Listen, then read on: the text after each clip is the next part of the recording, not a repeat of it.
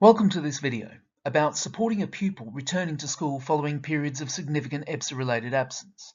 Part 3 of 3. Health conditions, schools and the law.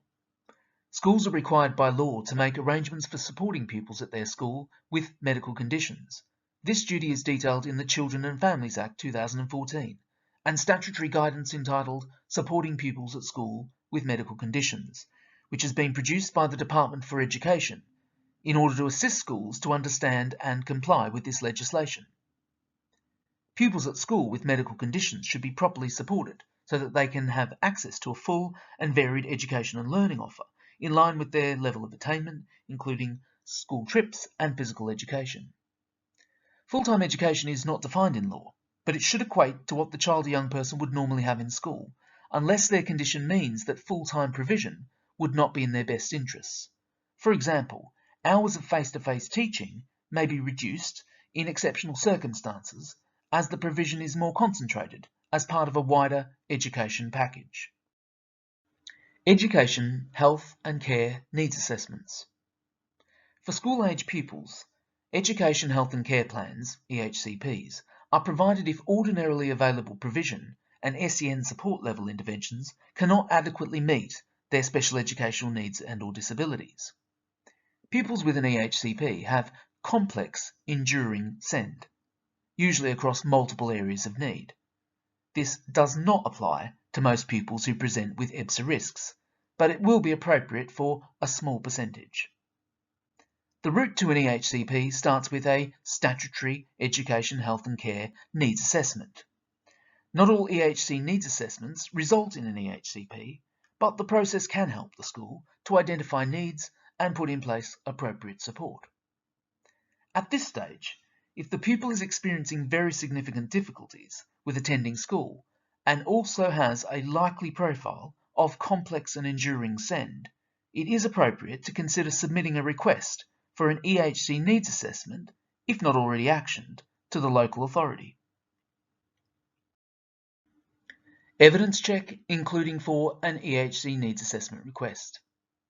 A statutory EHC needs assessment request requires clear and thorough evidence of the graduated approach to assessment and provision that we've outlined in previous videos. Even if this request is not deemed appropriate by the school or parents and carers, the presenting concerns at this stage necessitate a check that the work to prevent EBSA has been robust, thorough and appropriate. Check. Work undertaken to gather all relevant information about the pupil's needs, including use of pupil data, screening, assessments, etc. Plans of support, covering class-based approaches, wraparound and self-care strategies, reasonable adjustments, etc. Provision maps or similar records of interventions. Personalised resources for the pupil. Records and summaries of meetings. The views of pupils, parents, carers and staff, and any available reports from involved professionals, including from education, care and health agencies. Legal framework for local authorities. Section 19 of the Education Act 1996. Local authorities have a duty to make arrangements of the provision of suitable full-time or part-time education at school or otherwise than at school for those children of compulsory school age who, by reason of illness, may not for any period receive suitable education unless such arrangements are made for them. The statutory guidance is clear in that in most circumstances where a child or young person has a health need, they will receive suitable education without the intervention of the local authority. In many cases, this will be where the pupil can still attend school with support, what we've outlined in previous videos, or where the school has planned to deliver suitable education outside of school for the pupil. While this is not the case for a compulsory school-age child or young person, the local authority has a responsibility to see that arrangements are put into place for that child or young person to access suitable full-time education. Short-term alternative provisions include remote learning, home-based tuition, tuition-based at sites, and pupil referral units. The school's role for pupils who are accessing short-term alternative provisions. The core goal of short-term alternative provisions is to enable the pupil to return to full-time education in their school as soon as they're well enough to do so. Their placement will be reviewed very regularly, working in close partnership with the school, the pupil, their parents' carers, and involved agencies to support their return to school as soon as possible. Schools are usually responsible for providing a named teacher for coordination and liaison, usually the SENCO, hosting and chairing regular review meetings to monitor progress towards the return to school, for example, producing and distributing reintegration plans. Implementing actions, for example, providing materials for an appropriate program of work and work plans, use of key staff to facilitate the return to school, etc.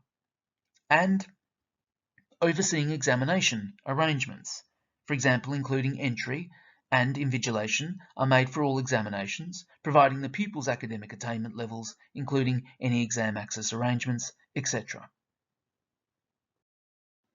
Maintaining links with the pupil's school. As you move towards a return to school, work with the short-term alternative provision to think of ways to maintain and strengthen the pupil's links with their school. For example, by maintaining direct communication with the pupil, for example via email, recorded video messages, or letters home. Sharing school experiences with the pupil that they may enjoy, for example by recording and sharing a particularly interesting lesson and sharing this with the pupil, or sharing photographs of exciting trips and activities undertaken by their peers. Encouraging ongoing contact with their school friends, and offering school visits for routine activities, for example clubs after school, and for meeting teachers to discuss their work. Other return to school pathways over the longer term. In a very small percentage of cases where EBSA is a very significant concern and the pupil has complex enduring profile of evidence send, including SEMH, the statutory EHC needs assessment process, if a request was submitted, may lead to the local authority decision to agree an EHC plan. Pupils with EHC plans may then attend mainstream schools with extra provision in place, or they could attend a specialist setting, for example, an additionally resourced provision attached to a mainstream school or a special school. This is the end of this video. You can view more videos on this channel in the EBSA Essentials series.